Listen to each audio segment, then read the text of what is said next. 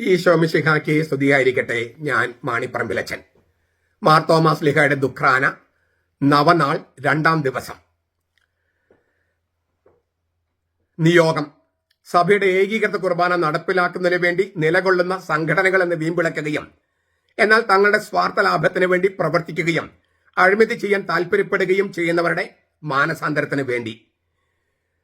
ഏകീകൃത കുർബാന നടപ്പിലാക്കാൻ ശ്രമിക്കുന്നവരെ പിന്തിരിപ്പിക്കുകയും സഭയ്ക്ക് വേണ്ടി നിൽക്കുന്നവർക്കെതിരെ വാട്സാപ്പ് യുദ്ധം പ്രഖ്യാപിക്കുകയും ചെയ്യുന്ന ഇവര് യഥാർത്ഥത്തിൽ വിമതരെക്കാളും മുന്നേറ്റക്കാരെക്കാളും മുന്തിയ ശത്രുക്കളായി മാറിയിരിക്കുന്നു. അവരുടെ മാനസാന്തരത്തിന് വേണ്ടി ഇന്നത്തെ ദിവസം ഈ വചനപ്രഘോഷണം നവനാൾ 2-ാം ദിവസത്തെ നിയോഗം. തിരുവചനം. യോഹന്നാന്റെ സുവിശേഷം 11-ാം അധ്യായം 1 മുതൽ 16 വരെ തിരുവചനങ്ങൾ. മറിയത്തിന്റെയും അവരുടെ സഹോദരി മർത്തായുടെയും ഗ്രാമത്തിൽ നിന്നുള്ള ഒരുവൻ, ബഥാനിയായിലെ ലാസർ, രോഗബാധിതനായി. ഈ മറിയമാണ് കർത്താവിന് പരിമളതലം പൂശുകയും തന്റെ തലമുടി കൊണ്ട് അവന്റെ കാൽ തുടയ്ക്കുകയും ചെയ്തത്. അവളുടെ സഹോദരനായ ലാസർ ആയിരുന്നു അസുഖം ബാധിച്ച് കിടപ്പിലായത്. കർത്താവെ, ഇത് അങ്ങേക്ക് പ്രിയപ്പെട്ടവൻ രോഗം ബാധിച്ച് കിടക്കുന്നുവെന്ന് പറയാൻ ആ സഹോദരിമാർ അവന്റെ അടുക്കൽ ആളയച്ചു.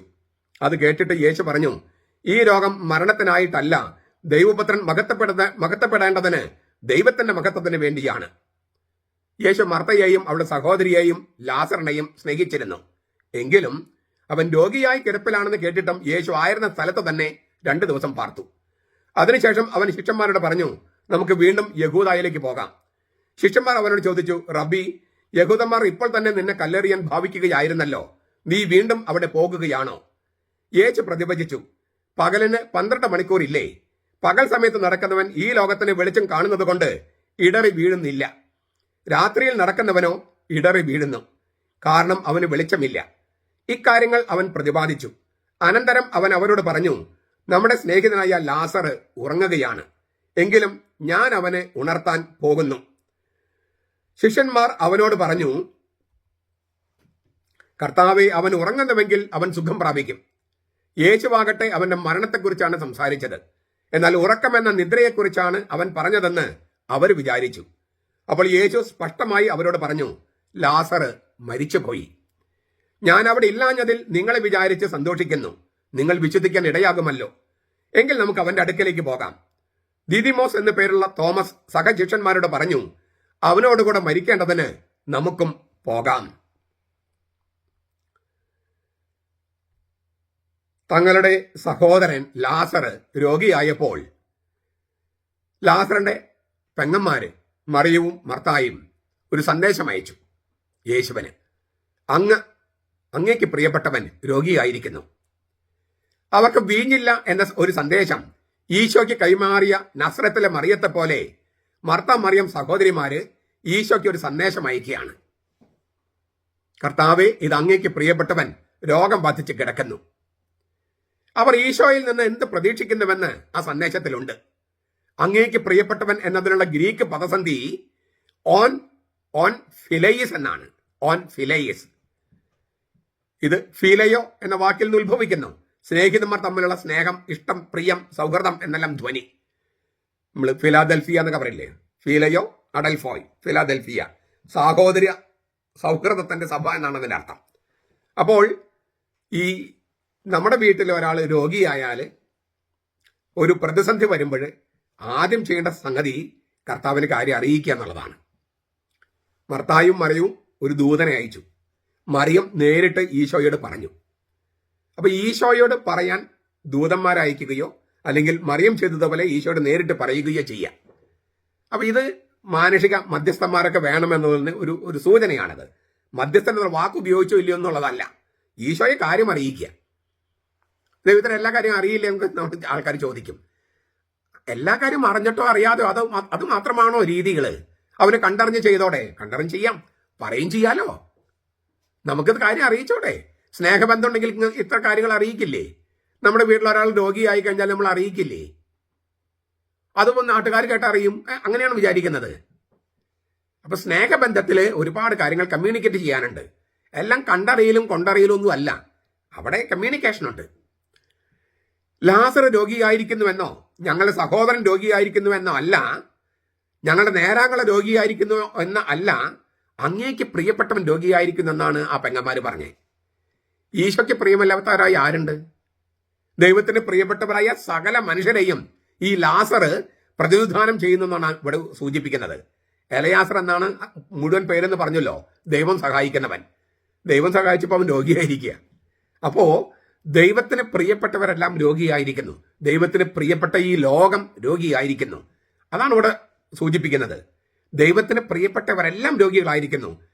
ദൈവത്തിന് പ്രിയപ്പെട്ട ലോകം തന്നെ രോഗഗ്രസ്തമായിരിക്കുന്നു. ആ സന്ദർഭത്തിലും നമുക്ക് ദൈവത്തോട് പറയാൻ, അങ്ങേക്ക് പ്രിയപ്പെട്ട ഈ ലോകം, അങ്ങേക്ക് പ്രിയപ്പെട്ട മനുഷ്യര് രോഗം ബാധിച്ച് കിടപ്പാണ്. ഈശോയ്ക്ക് പ്രിയപ്പെട്ടവനായ ലാസർ എന്ന വ്യക്തിയുടെ രോഗത്തിൽ സുവിശേഷകൻ കാണുന്നത് ദൈവം സ്നേഹിച്ച ലോകത്തിന്റെ രോഗാവസ്ഥയാണ്. ആ രോഗാവസ്ഥ വരുമ്പോൾ നമ്മൾ ദൈവത്തോട് പറയണം, നീ സ്നേഹിച്ച ലോകം രോഗാവസ്ഥയിലാണ്, രോഗം ബാധിച്ച് കിടപ്പാണ്, നിന്നിൽ ഞങ്ങൾ ചിലത് പ്രതീക്ഷിക്കുന്നുണ്ട് എന്ന് ദൈവത്തെ അറിയിക്കണം. അതാ ആ ബന്ധത്തിന്റെ ഒരു ഭാഗമാണ്. കാനായിലെ കല്യാണാവസരത്തിൽ ഈശോ ചെയ്തതുപോലെ പ്രത്യക്ഷത്തിൽ പെങ്ങന്മാരുടെ ആവശ്യം തിരസ്കരിക്കപ്പെട്ടു. സ്ത്രീയെ എനിക്കും നിനക്കും എന്ത്, എന്റെ സമയം ഇനി ആയിട്ടില്ല എന്ന് പറഞ്ഞിട്ട് ഈശോ പ്രത്യക്ഷത്തില് മറിയത്തിന്റെ മധ്യസ്ഥം നിഷേധിക്കുകയാണ്. പക്ഷെ കുറച്ചു കഴിഞ്ഞ് അത് ചെയ്തു. അതുപോലെ തന്നെ ഇവിടെ ഈശോ ആദ്യം ഈ പെങ്ങന്മാരുടെ മർത്തായുടെയും മറിയത്തിന്റെയും ആവശ്യം തിരസ്കരിക്കുകയാണ്. എന്നാൽ കാനായിൽ എന്ന പോലെ തന്നെ അവസാനം തന്റെ മഹത്വം വെളിപ്പെടുത്തിക്കൊണ്ട് ഈശോ അത്ഭുതം പ്രവർത്തിക്കുകയും ചെയ്യുന്നു. ഈശോ മർത്തയെയും അവളുടെ സഹോദരിയെയും ലാസറിനെയും സ്നേഹിച്ചിരുന്നുവെങ്കിലും അവൻ രോഗിയായി കിടപ്പിലാണെന്ന് കേട്ടിട്ടും ഈശോ ആയിരുന്ന സ്ഥലത്ത് തന്നെ 2 ദിവസം പാർത്തു. നമ്മൾ ആശ്ചര്യവും ഇടർച്ചയും ഉളവാക്കുന്ന തിരുവചനമാണ്. ഈശോ മർത്തായും അവളുടെ സഹോദരിയും ലാസറിനെയൊക്കെ സ്നേഹിച്ചിരുന്നു. എത്ര സാന്ദ്രമായ വചനം! ഈശോയുടെ ശിഷ്യന്മാരായി മാറിയതിന്റെ പേരിൽ മരണഭീതി വേട്ടയാടുന്ന ആരോടും സുവിശേഷകന് പറയാനുള്ള വാക്യം ഇതാണ്: ഈശോ നിങ്ങളെ സ്നേഹിച്ചിരുന്നു. ഞാൻ ആ വാചകം ഒന്ന് ആവർത്തിക്കുകയാണേ. ഈശോയുടെ ശിഷ്യന്മാരായി മാറിയതിന്റെ പേരില് മരണഭീതി വേട്ടയാടുന്ന ആരോടും സുവിശേഷകന് പറയാനുള്ള വാക്യം ഇതാണ്: ഈശോ നിങ്ങളെ സ്നേഹിക്കുന്നു. ഈശോ നിങ്ങളെ സ്നേഹിക്കുന്നു. എങ്കിലും രോഗാവസ്ഥയെക്കുറിച്ച് കേട്ടപാടെ ഈശോ സഹായിക്കാനോ സാന്ത്വനിപ്പിക്കാനോ വരുന്നില്ല. അതാണ് നമ്മൾ വിസ്മയിപ്പിക്കുന്നത്. ചിലപ്പോൾ നമുക്ക് ഇടർച്ച നൽകുന്നത്. എന്തുകൊണ്ടാണ് ഈശോ ഇങ്ങനെ പെരുമാറുന്നത് എന്ന് നമുക്ക് തോന്നിപ്പോകുന്നു. തീർച്ചയായിട്ടും ഈശോ വരാൻ താമസിക്കുന്നത് ലാസറിന് മാരക പ്രഹരമാണ്. പക്ഷെ എങ്കിലും ഈശോ വൈകുന്നത് അബദ്ധമൊന്നുമല്ല, കണക്കുകൂട്ടലിൽ വന്ന പിഴവുമല്ല. മർത്താ മറിയം സഹോദരിമാരുടെ അഭ്യർത്ഥനയെയും ആഗ്രഹത്തെയും ഈശോ നിസ്സാരമായി കാണുന്നുമില്ല. എന്നാൽ ദൈവസ്നേഹത്തിന്റെ വിപരീത സത്യത്തിലേക്കാണ് ഈശോയുടെ നിലപാട് കൈചൂണ്ടുന്നത്. ദൈവം വരാൻ വൈകുന്നുവെന്നും ഇടപെടാൻ അമാന്തിക്കുന്നുവെന്നും നമുക്ക് തോന്നിപ്പോകുന്നു. താൻ സ്നേഹിക്കുന്ന ലോകത്തെ ദൈവം കൈവിടുന്നുവോ എന്ന് നമ്മൾ ഞെട്ടലോടെ ചോദിച്ചു പോകുന്നു. എന്നാൽ ദൈവത്തിന്റെ ഓരോ പ്രവൃത്തിക്കും സുനിശ്ചിതമായ ലക്ഷ്യമുണ്ട്. അത് വെളിപ്പെടുന്നത് വരെ കാത്തിരിക്കാനുള്ള ക്ഷമ നാം ശീലിക്കേണ്ടതുണ്ട്. ഇവിടെ ലാസറിന്റെ കാര്യത്തിൽ കൈമാറ്റം ചെയ്യപ്പെടുന്ന സന്ദേശം ഇതാണ്: ലാസർ ശരിക്കും മരിച്ചു പോയിരുന്നു. എന്നാൽ അതല്ല അവന്റെ ആത്യന്തിക വിധി. ഈശോ അവനെ ഇഹലോകത്തിലേക്ക് തിരിച്ചു കൊണ്ടുവരുമ്പോൾ അനേകർ ആ അടയാളം കണ്ട് ദൈവത്തെ മഹത്വപ്പെടുത്തും. അതായത് ലാസറിന്റെ രോഗത്തിനും മരണത്തിനും സവിശേഷമായ ഒരു ലക്ഷ്യമുണ്ട്. ദൈവമഹത്വവും അതിലൂടെ ദൈവപുത്രന്റെ മഹത്വവും പ്രകാശിപ്പിക്കുക. മഹത്വം അഥവാ തേജസ് എന്ന് പറഞ്ഞാൽ രക്ഷിക്കുന്ന ദൈവത്തിന്റെ സാന്നിധ്യമാണ്. ഗാംഭീര്യമാർന്ന സാന്നിധ്യം. ദൈവത്തിന്റെ രക്ഷാകര സാന്നിധ്യത്തിന്റെ ഗാംഭീര്യം പ്രകാശിപ്പിക്കപ്പെടാനാണ് ലാസർ രോഗിയായിരിക്കുന്നത്. ചിലപ്പോൾ നമ്മളും. രണ്ടാമതായി, ശിഷ്യന്മാരുടെ വിശ്വാസം വർദ്ധിപ്പിക്കണമെന്ന ലക്ഷ്യവും ആ അടയാളത്തിനുണ്ട്. രോഗിയെ സുഖപ്പെടുത്തുമ്പോൾ ഉണ്ടാകുന്നതിനേക്കാൾ വലുതായിരിക്കുമല്ലോ മരിച്ച ഒരാളെ ഉയർപ്പിക്കുമ്പോൾ ശിഷ്യന്മാർക്കുണ്ടാകുന്ന വെളിപാട്. യോഹന്നാൻ 11:15 11:42 അത് സൂചനയുണ്ട്. എങ്കിലും തുറന്ന ഹൃദയമില്ലാത്തവർക്ക് ഇതൊരു അത്ഭുതമല്ല, വീര്യപ്രവൃത്തിയല്ല, അടയാളവുമല്ല. ആ അത്ഭുതം കണ്ടപ്പോൾ എതിരാളികൾ ഈശോയെ കൊല്ലാനാണ് തീരുമാനിച്ചതെന്ന് ഓർക്കുക.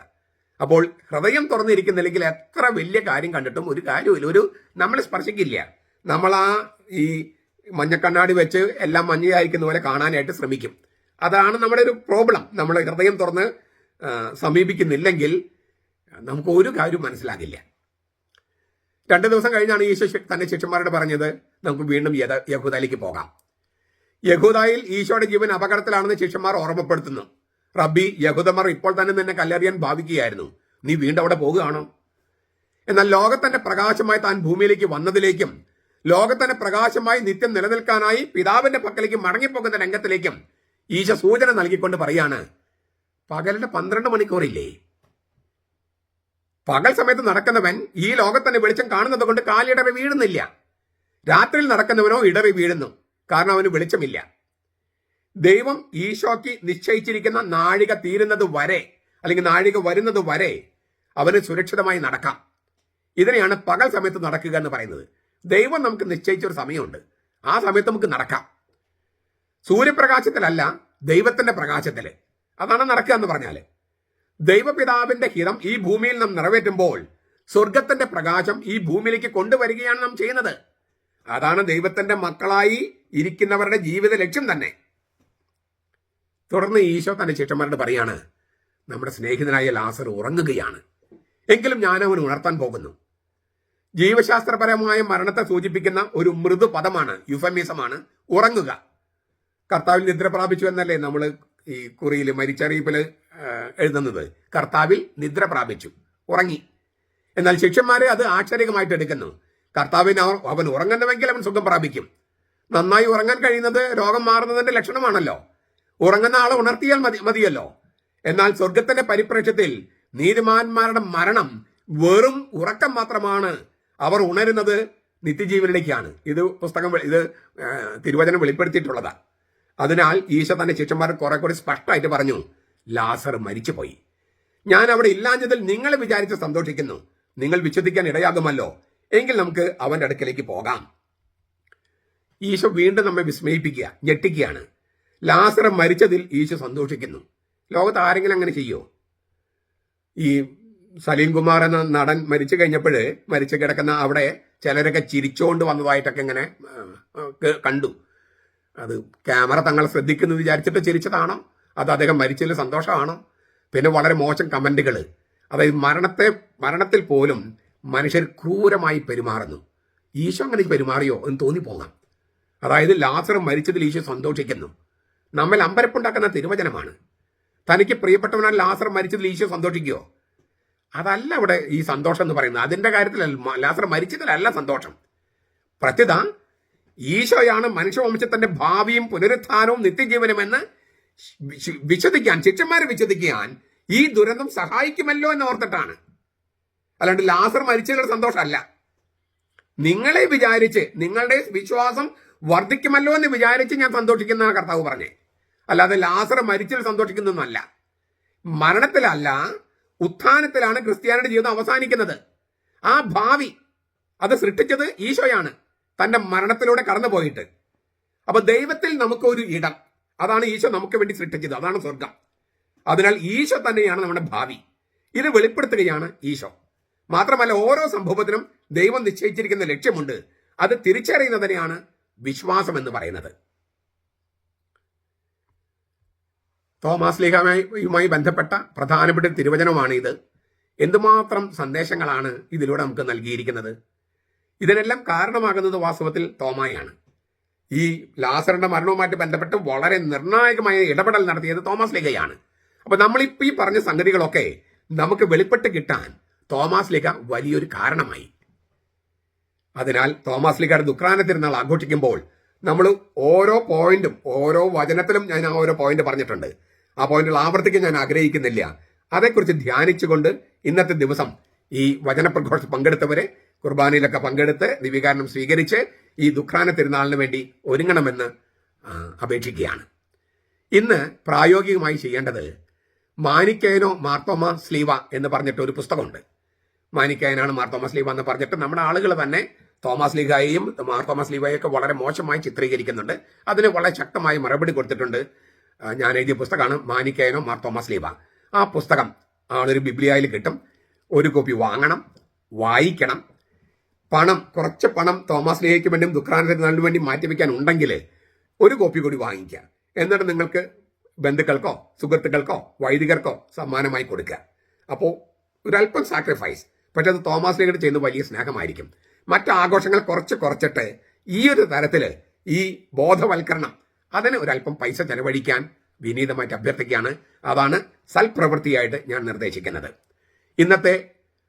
ഇന്നത്തെ സുഹൃത ജപം മാർ വലാഹ് എന്റെ കർത്താവേ എന്റെ ദൈവമേ എന്നത് സുറിയാനിയിൽ ചുരുക്കരൂപമായിട്ട് മാർവലാഹ്.